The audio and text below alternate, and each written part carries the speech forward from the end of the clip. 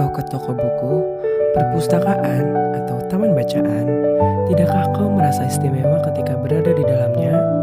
Di sekelilingmu ada berbagai tokoh dari dunia nyata dan hayal, tempat yang pernah kau kunjungi dan yang belum, informasi dan cerita dari masa lalu, masa kini, dan masa depan.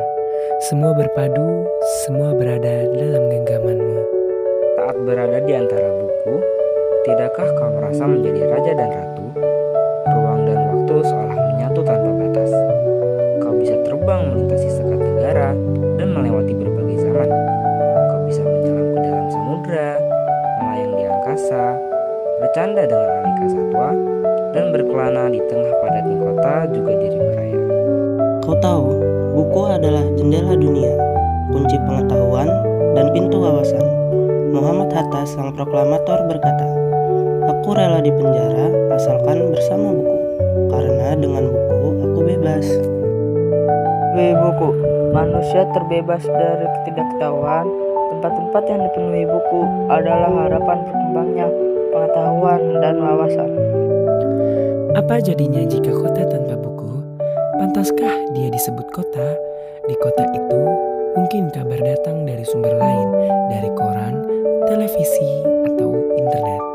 Mungkin informasi dan cerita datang dari cerita nenek moyang, bagai dongeng-dongeng sebelum tidur. Irama warganya pun tiada beda. Bangun pagi, bertebaran di muka bumi untuk berbagai keperluan, untuk kembali pulang siang atau sore harinya. Setelah itu mereka berangkat tidur dan memulai lagi hari berikutnya. Semuanya serupa. Di kota itu, mungkin ada bangunan bernama perpustakaan. Di dalamnya, buku-buku berderet dalam rak yang tak terjamah. Tiada tangan meraih dan membuka halaman demi halaman dengan sukacita. Mungkin juga ada tumpukan buku di sudut-sudut sekolah yang sepi dan berdebu. Jarang dikunjungi, jarang dibaca. Buku-buku di sana teronggok tanpa nyawa. Bagaimana dengan kotamu? Mungkin kau tinggal di tengah kota yang megah, atau di gang sempit, di desa terpencil, di sisi pesisir, atau di kaki gunung. Adakah perpustakaan, taman bacaan, atau toko buku di dekat rumahmu?